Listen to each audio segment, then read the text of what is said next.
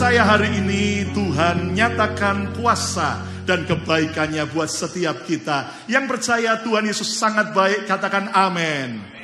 Nah, saudaraku, dalam bulan ini kita masih terus banyak belajar tentang hard work, kerja keras. Nah, kerja keras itu penting. Kerja keras itu akan membuahkan hasil. Tetapi saudara sekalian, kita harus mengerti bahwa jangan sampai kerja keras kita berujung kepada kesia-siaan. Semua orang pasti mau sukses. Tidak ada orang mau gagal.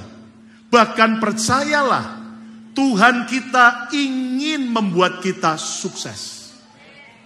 Cuman satu orang aja. Tuhan mau membuat kita sukses.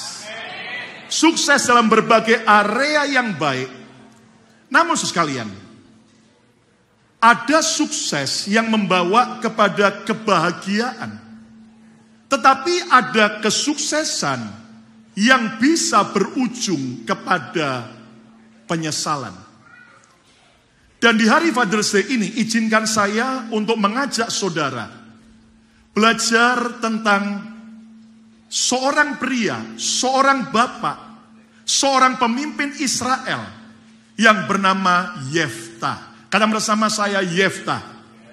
Lebih keras, Yeftah. Siapakah Yeftah?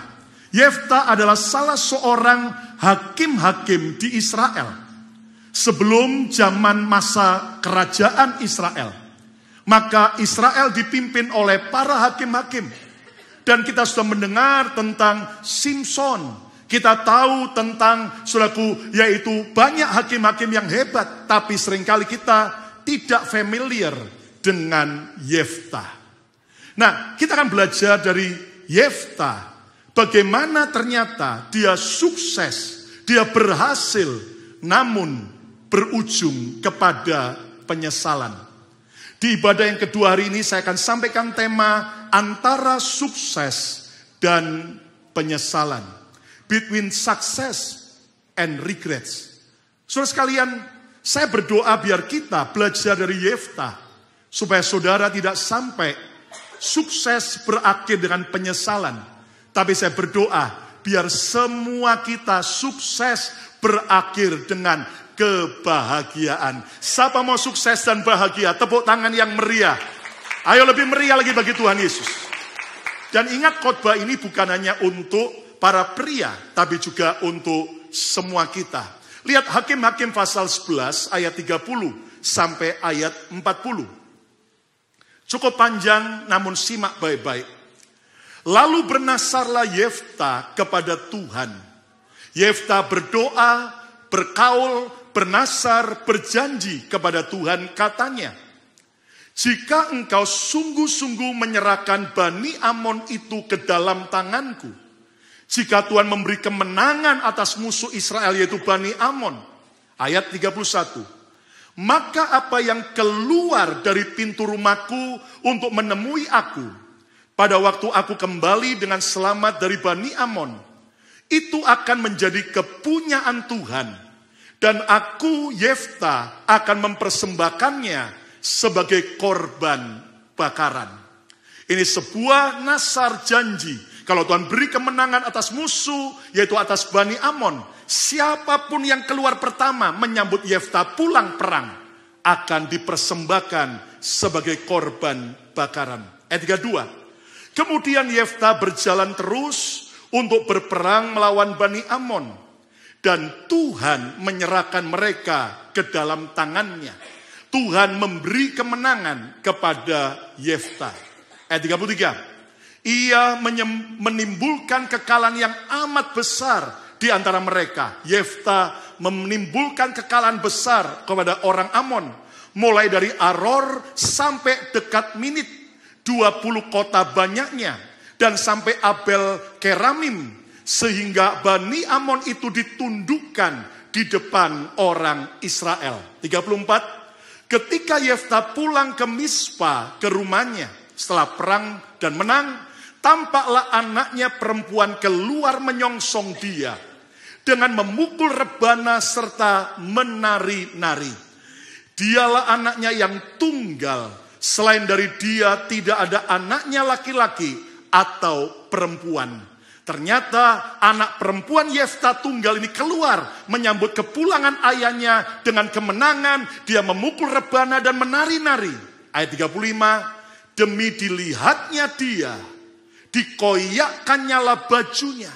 Yefta waktu lihat anak perempuan satu-satunya keluar menyambut dia, langsung dia merobek bajunya. Yefta menyesal, Yefta menangis, meratap sambil berkata, "Ah, anakku, engkau membuat hatiku hancur luluh, dan engkaulah yang mencelakakan aku. Aku telah membuka mulutku, bernasar kepada Tuhan, dan tidak dapat aku mundur." Ayat 36. Tetapi jawabnya kepadanya, sang anak ini bilang dengan ayahnya, "Bapa, jika engkau telah membuka mulutmu bernasar kepada Tuhan, maka perbuatlah kepadaku sesuai dengan nasar yang kau ucapkan itu. Karena Tuhan telah mengadakan bagimu pembalasan terhadap musuhmu, yakni Bani Amon itu." Anak ini berkata, "Bapa." Tapi sebuah panggilan ketika sang bapak Yefta mendengar itu, ada sebuah rasa pilu, rasa duka, rasa kesedihan yang dalam. Lihat ayat 37.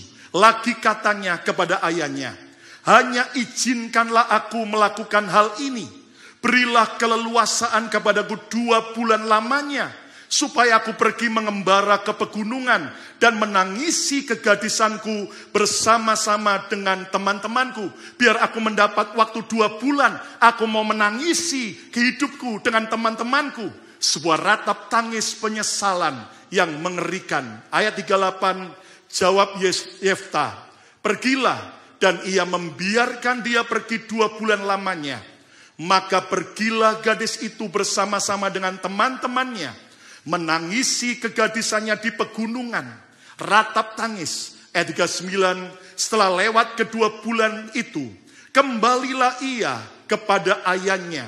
Dan ayahnya Yefta melakukan kepadanya, kepada anak putri satu-satu yang dicintai, apa yang telah dinasarkannya itu. Jadi gadis itu tidak pernah kenal laki-laki dan telah menjadi adat di Israel. Ayat 40, bahwa dari tahun ke tahun, anak-anak perempuan orang Israel selama 4 hari setahun meratapi anak perempuan Yefta, orang Gilead itu. Sebuah kemenangan dan kesuksesan yang dialami Yefta berakhir dengan penyesalan dan kesia-siaan. Saudara, siapakah Yefta? Kalau Anda baca dalam kitab Hakim-Hakim, Yefta punya ayah bernama Gilead, orang Israel. Dan satu kali Gilead berzina dengan seorang wanita pelacur dan melahirkan Yefta. Sementara akhirnya Yefta dipelihara oleh ayahnya di rumahnya bersama dengan anak-anak dari istri yang sah. Dan anak-anak yang lain dari Yefta memusuhi Yefta, menolak bahkan mengusir Yefta.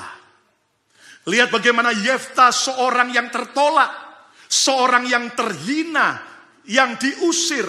Dan Alkitab berkata Yefta keluar dari rumah ayahnya.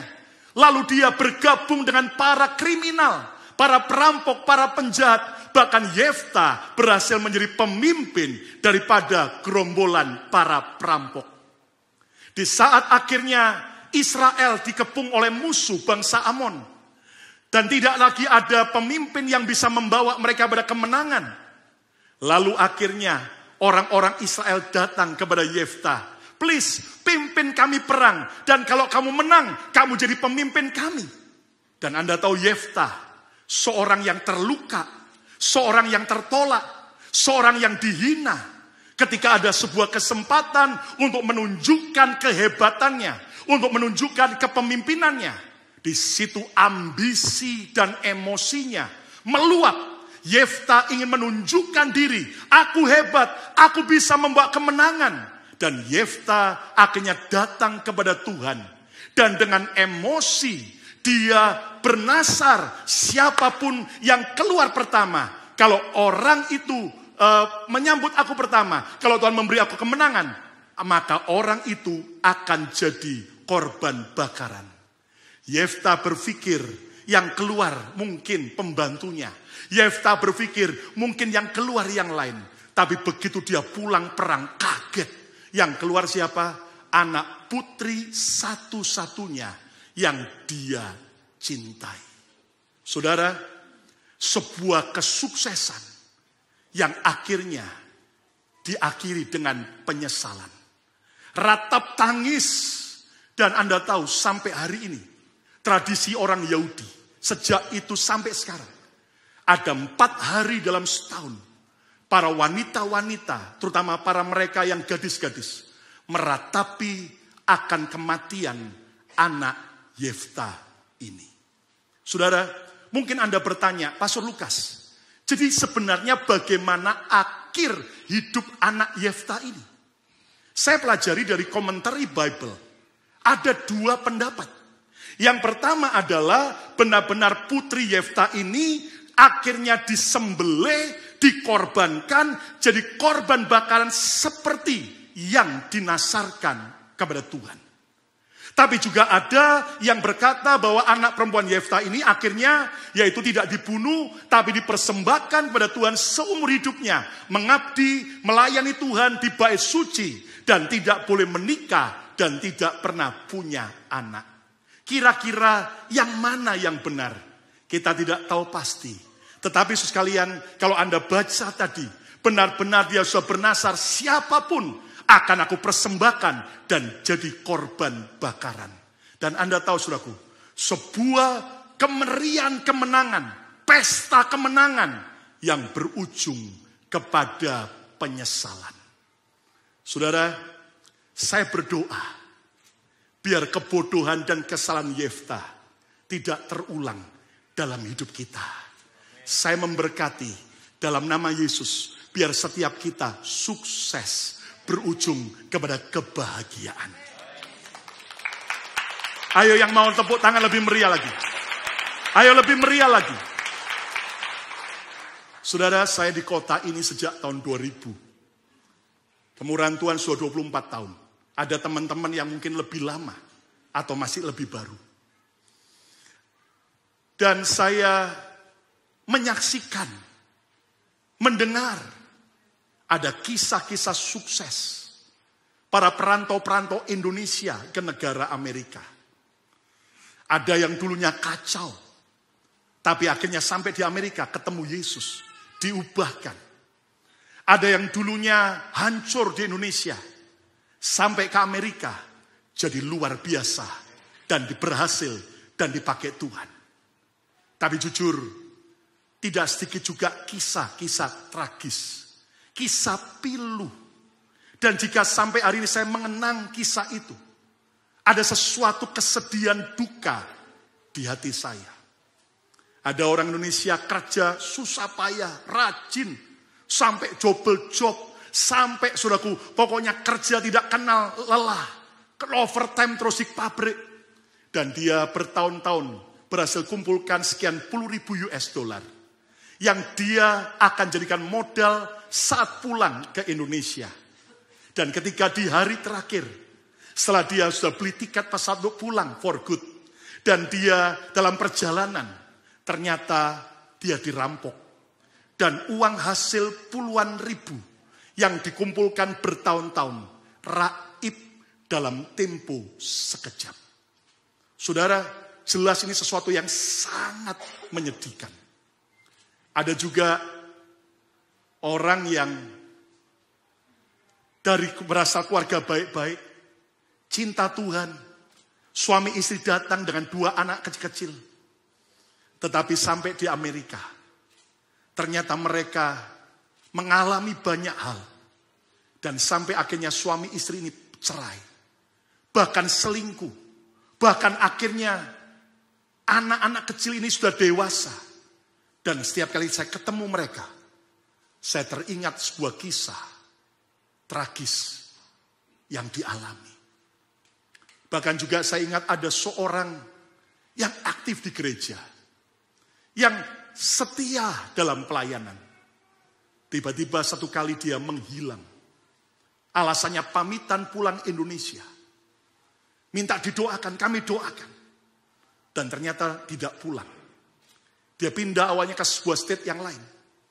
Dan satu kali setelah sekian lama, saya ditelepon oleh salah seorang temannya. Ternyata orang itu ada di dalam penjara. Dan saya kaget apakah penjara imigrasi. Ternyata enggak. Penjara tingkat tinggi. Karena dia termasuk komplotan pengedar dan mengantar delivery barang terlarang. Dan orang ini sempat telepon beberapa kali. Dan saya jujur berkata, saya doakan, tetapi soal itu kriminal, saya nggak bisa tolong apa-apa. Kamu harus jalani. Dan dia cerita, saya tanya, kenapa kamu kok tergoda? Pak, siapa ndak tergiur? Sekali antar, dapat sekian besar uang. Sekali antar, dapat sekian banyak uang. Dan sekian lama saya lolos. Dan akhirnya satu kali, justru yang pesan itu dan yang saya beri adalah petugas yang menyamar sebagai pembeli barang terlarang itu. Dan Anda tahu, kisah-kisah lain.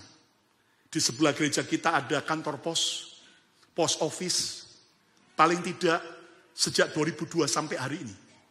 Saya kalau tidak salah sekitar 35 guci berisi abu jenazah yang kita kirim pulang ke Indonesia. Bayangin, berangkat naik Eva Air Singapore Airlines. Pulang naik Gucci Air, saudaraku. Kenapa? Karena akhirnya sakit dan meninggal di Amerika. Dan tidak ada yang ngurus. Kita bantu tolong dan kita pulangkan abunya sampai keluarga di Indonesia menerima. Saudara, saya masih punya banyak cerita-cerita pengalaman. Orang-orang Indonesia yang sukses, tapi juga yang tragis. Sekali lagi bagi kita yang sudah lama maupun yang baru datang, doa saya, biar kita tidak sukses, tapi berujung pada kepenyesalan. Saya memberkati, biar Anda sukses, tapi bahagia. Ayo yang mau tepuk tangan yang meriah, katakan haleluya. Nah, jangan ulangi kesalahan Yefta yang meraih sukses, tapi diakhiri dengan penyesalan demi penyesalan. Nah, izinkan saya membagikan 3 rahasia cara meraih sukses dengan benar. Yang pertama adalah jangan halalkan segala cara demi meraih sukses. Jangan halalkan segala cara demi meraih sukses. Ayo ucapkan bersama saya 1, 2, 3. Jangan halalkan segala cara demi meraih sukses. Nah, Yefta ini dia sembrono dalam bernasar. Dia sembrono dalam meraih sukses. Bagus kan Pak, dia berdoa. Bagus kan dia bernasar. Oh bagus. Tetapi saudara sekalian, ternyata Yefta ini seorang yang akhirnya kalap. Dia janji dengan Tuhan, dia nasar. Dan akibatnya nasarnya itu menjebak dan menjerumuskan dia kepada kesuksesan yang berakhir pada penyesalan. Jangan halalkan segala macam cara demi meraih sukses. Hati-hati dengan yang namanya keinginan. Ayo pegang dada masing-masing, katakan hati-hati dengan keinginan. Saudara, Anda harus percaya. Kita manusia punya keinginan. Boleh nggak orang Kristen punya keinginan? Boleh nggak? Harus. Kalau Anda tidak punya keinginan, itu namanya robot. Tapi waspada dengan keinginan kita. Kuasai keinginanmu. Dan jangan sampai keinginanmu yang menguasai dan menghancurkan hidup saudara. Yang setuju, katakan amin. Kita boleh punya ambisi. Orang Kristen boleh nggak punya ambisi? Jangan munafik, boleh nggak? Lah kalau saudara berkata, saya nggak boleh punya ambisi lagi. Saudara, Anda kan jadi robot. Dan itu bukan Kristen sejati. Kita boleh punya ambisi. Tahun depan kamu pingin apa? Kamu mau makan apa? Kamu mau mencapai apa? Boleh nggak? Boleh. Saya berkati saudara harus punya ambisi. Tapi jangan biarkan ambisi yang menguasai dan menghancurkan saudara. Katakan haleluya. Kita boleh nggak punya emosi? Harus dong. Masa saudara waktu ada anggota keluarga meninggal, gimana perasaanmu? Biasa-biasa saja. Waktu senang gimana? Biasa-biasa saja. Itu orang aneh. Justru kita punya emosi. Waktu senang, yeay. Waktu sedih, nangis. Itu normal. Tapi jangan sampai emosimu yang mengendalikan dan menghancurkan hidup saudara. Nah, jangan halalkan segala cara demi meraih sukses. Yang mengerti katakan amin. Lihat Amsal 16 ayat 8. Dalam terjemahan bahasa Indonesia sehari-hari. Mari baca sama-sama. 1, 2, 3. Lebih baik. Ayo dong baca sama-sama. 1, 2, 3. Lebih baik berpenghasilan sedikit dengan kejujuran daripada berpenghasilan banyak dengan ketidakadilan. Ulangi lagi. 1, 2, 3. Lebih baik berpenghasilan sedikit dengan kejujuran daripada berpenghasilan banyak dengan apa? Ketidakadilan. Nah, lihat. Jadi Alkitab mengingatkan kita. Boleh saya punya banyak. Boleh kita punya sebuah impian besar. Boleh kita mengalami kemajuan. Harus. Tapi jangan sampai saudara terjebak untuk menghalalkan segala macam cara. Demi meraih semua yang kita mau dapat. Saudara, Yesus sampai berkata, apa gunanya kamu punya seisi dunia, tapi kalau jiwamu binasa. Saudara harus tahu, harga keselamatan kita nggak bisa dibayar, nggak bisa dibandingkan dengan uang berapapun banyaknya. Yang setuju, tepuk tangan yang meriah bagi Tuhan. Hai anak-anak muda yang belum menikah, jangan jual Yesus. Jangan jual kekudusanmu. Jangan jual harga dirimu. Hanya demi untuk mendapat kekayaan, kenikmatan sesaat. Hai orang-orang tua, mari kita belajar untuk kita bisa kendalikan ambisi, kendalikan emosi, kendalikan keinginan kita. Jangan kemakan dengan gengsi. Orang kalau kemakan dengan gengsi, hidupnya menderita. Dikit-dikit pokoknya apa kata orang. Kalau orang berkata bagus, kita wow, rasanya puas. Tapi kalau orang kemudian ngomong jelek, kita frustrasi. Hidup kita bukan bergantung dari apa kata orang. Tapi bergantung dari kebenaran kita di hadapan Tuhan. Tepuk tangan yang meriah bagi Tuhan. Saudara, kadang-kadang ya, orang itu kalau belum punya apa-apa, nggak bisa aneh-aneh. Tapi orang kalau sudah baunya banyak, terkadang jadi aneh-aneh. Senggolkan dirimu, jangan jadi aneh. Saudara, ada orang kaya, seorang ibu, saking kayanya, hobinya jadi aneh-aneh. Bukan hanya memelihara binatang, tapi bahkan binatang-binatang yang buas dan langka, dia pelihara. Salah satu hobinya adalah memelihara ular. Di rumahnya ada sekian macam ular. Dan ada ular piton kesayangannya. Yang saking sayangnya seringkali juga diajak tidur sekamar dengan ibu ini. Setiap kali ibu ini memberi makan ayam hidup, memberi makan daging segar, ular pitonnya langsung makan dengan lahap. Sampai satu kali, ibu ini merasa aneh dengan ular piton kesayangannya. Dia beri ayam, enggak mau makan. Dia beri daging segar, kesukaannya selama ini, enggak mau makan. Wah, pasti sakit ular pitonnya ini. Dibawalah ular piton ini ke dokter hewan. Dok, ini ular sakit ya. Sebentar saya periksa. Dia periksa, enggak sakit. Loh, tapi kenapa sekarang dia enggak makan? Sejak kapan dia enggak makan? Sudah sekitar 3 hari ini. Biasanya makan lahap dok. Tapi kenapa sekarang dia mau makan? Pasti sakit. Atau ngambek kali. Dokter lihat lagi dan berkata, Bu, ular pitonmu tidak sakit. Tapi dia diam tidak mau makan. Karena dia lagi puasa. Hah? Puasa apa dok?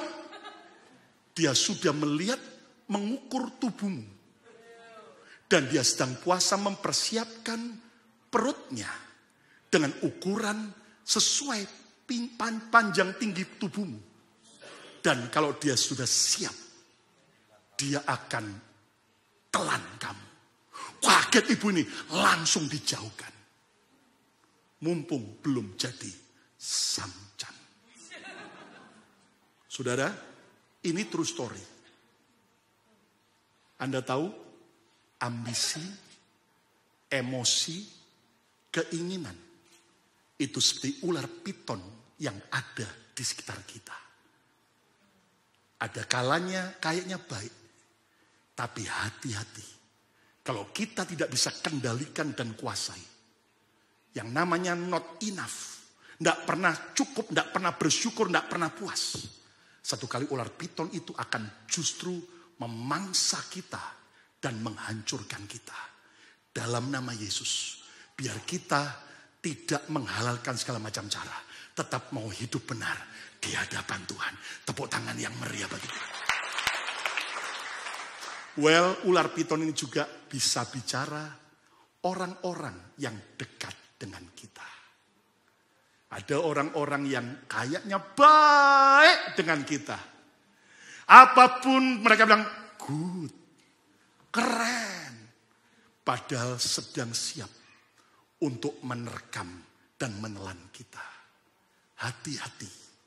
Makanya banyak enggak di teman kerja, di tempat saudaraku, di komunitas, selalu bilang good, bagus kamu.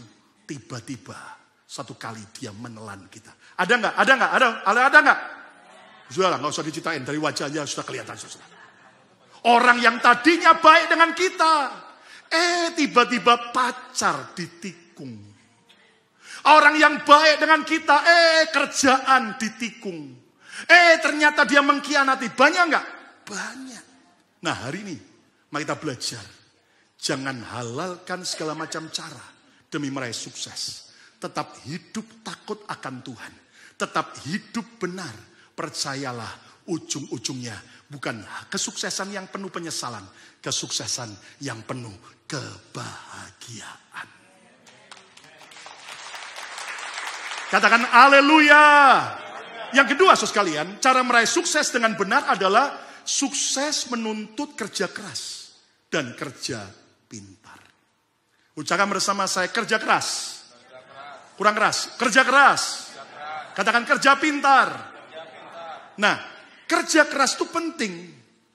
Tapi jangan abaikan kerja pintar.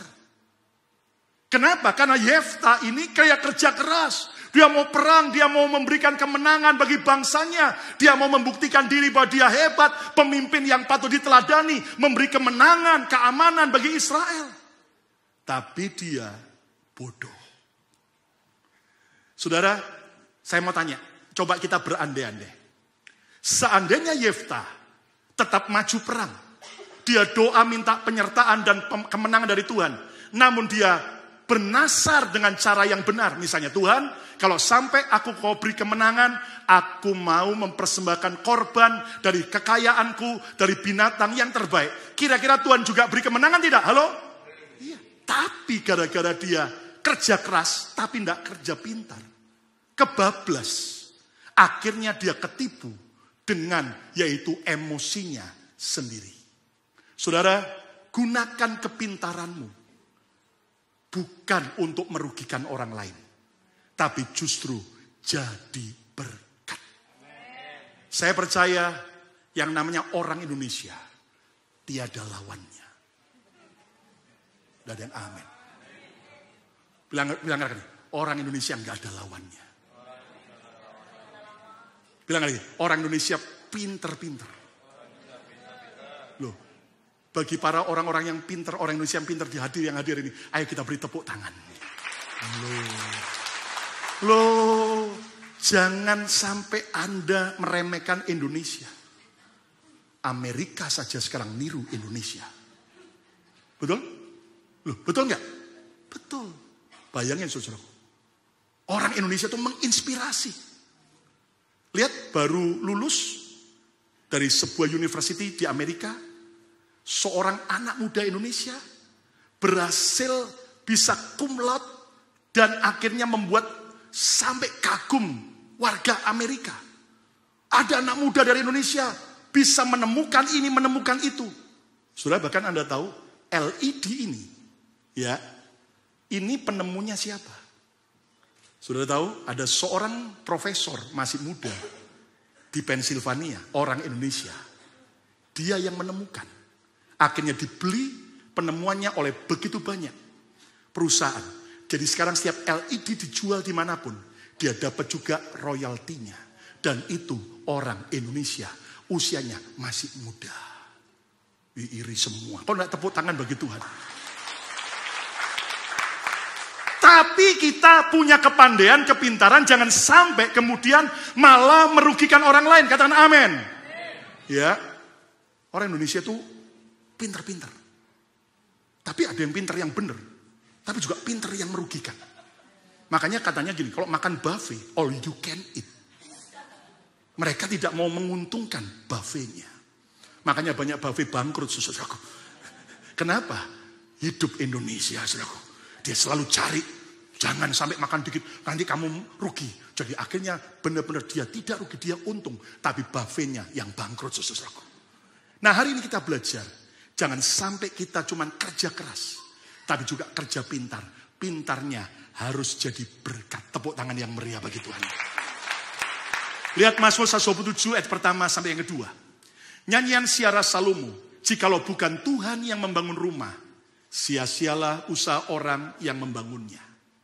Jika bukan Tuhan yang mengawal kota, sia-sialah pengawal berjaga-jaga. Lihat, kalau bukan Tuhan, semua bisa sia-sia. Ayat yang kedua, mari baca sama-sama. 1, 2, 3. Sia-sialah kamu bangun pagi-pagi dan duduk-duduk sampai jauh malam. Dan makan roti yang diperoleh dengan susah payah. Sebab ia Tuhan memberikannya kepada yang dicintainya pada waktu. Pak, kalau gitu saya nggak mau kerja keras lagi. Males nggak diberkati Tuhan. Kita harus tetap rajin. Tapi ingat, jadilah orang yang dicintai Tuhan. Siapa mau dicintai Tuhan? Saya mau disayang Tuhan. Ucapkan 2, 3. Saya mau. Saudara, kalau engkau dicintai, disayang Tuhan, belum kerja, baru masih tidur aja, diberkati. Tepuk tangan yang meriah bagi Tuhan. Amin. Makanya supaya kita nggak jadi bodoh, kita harus terus mau belajar. Jangan bilang begini, ya saya sudah tua. Loh, saudara, hari ini Anda bisa belajar apapun juga dengan mudah. Tapi ingat ya, jangan belajar jadi teroris. Jangan belajar membuat pistol. Sekarang itu bisa. Ya toh, gimana jadi membuat bahan peledak? Jangan. Tapi belajar yang baik. Bahkan Anda tahu, sekarang yang namanya AI, ya, artificial intelligence. AI itu canggihnya bukan main. Betul. Bisa buat lagu. Cuma ketik, tolong buatkan lagu tentang kasih Yesus. Langsung kata-katanya dan juga liriknya. Ada teman pendeta sudah nunjukkan sama saya hasilnya. Keren. Bahkan Anda mau tanya apa aja bisa. Nah, sekarang mari kita belajar. Gunakan semua kecerdasan buatan itu. Bukan dipakai oleh iblis. Tapi dipakai oleh orang-orang percaya.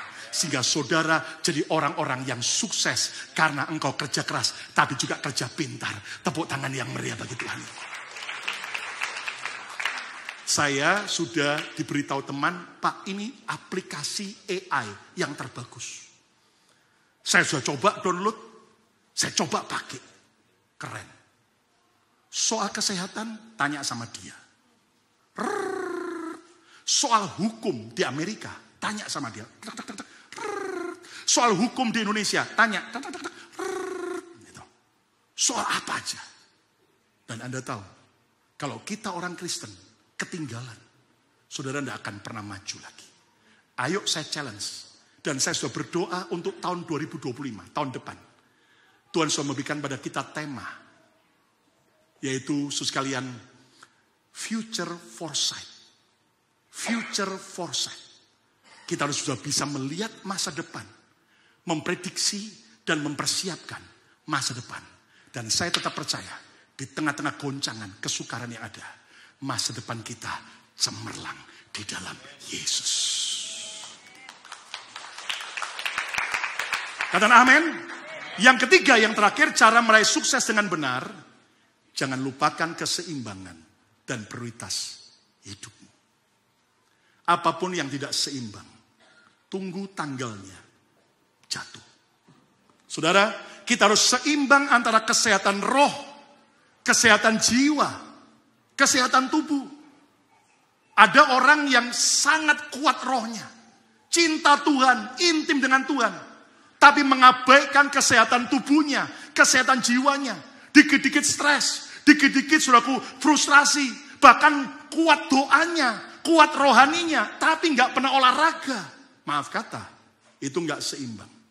Saya berdoa dalam nama Yesus, biar semua kita sehat rohnya, sehat jiwanya, dan sehat tubuhnya. Yang mau sehat dalam segala bidang yang baik, tepuk tangan yang meriah bagi Tuhan Yesus. Seimbang antara karir dengan keluarga. Ini nggak gampang. Yefta sukses di luar. Dia jadi hakim yang sukses. Dia membawa kemenangan. Dia pemimpin yang hebat. Tapi lihat dia korbankan anak putrinya. Berapa banyak orang tua sukses pelayanan. Sukses kerjaannya. Anaknya tidak percaya Tuhan lagi. Anaknya jadi ateis. Anaknya terikat dengan narkoba. Anaknya free sex. Hidupnya kacau. Apa artinya kita sukses di luar? Tapi kalau di dalam rumah, kita tidak sukses. Ayo.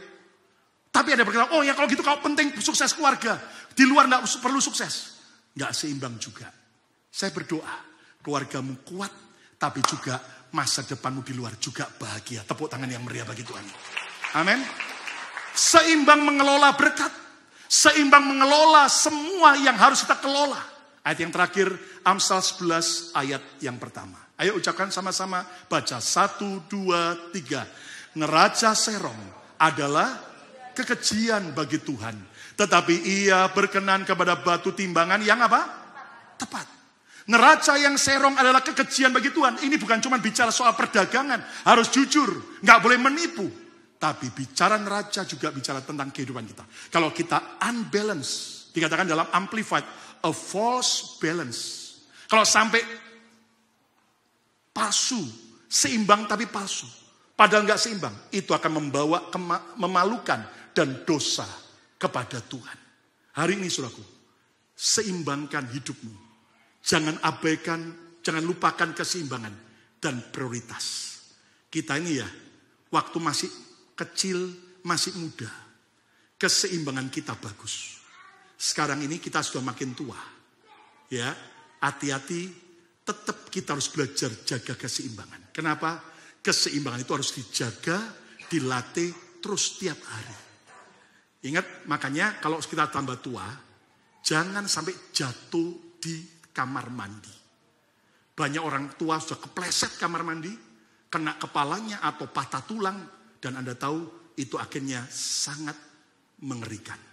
Saya berdoa, bukan hanya keseimbangan fisik, tapi keseimbangan dalam sebagai area, itu ada dalam hidup kita. Dan dalam nama Yesus, sukses kita bukan sukses yang membawa penyesalan. Dalam nama Yesus, sukses kita membawa kebahagiaan. Yang setuju tepuk tangan yang meriah. Kesimpulannya, jangan ulangi kesalahan Yefta yang sukses, tetapi berujung kepada penyesalan. Saudara, cara meraih sukses yang benar. Yang pertama, jangan halalkan segala cara demi meraih sukses. Ayo, kalau selama ini kita nekat melakukan apapun, mulai kita cek, aku selama ini bisa kendalikan enggak keinginanku, ambisiku, emosiku. Yang kedua, sukses menuntut kerja keras, tetapi juga kerja pintar. Dan yang ketiga, jangan lupakan keseimbangan dan prioritas hidupmu. Dalam nama Yesus, saya berdoa, biar anugerah Tuhan dicurahkan buat kita. Happy Father's Day.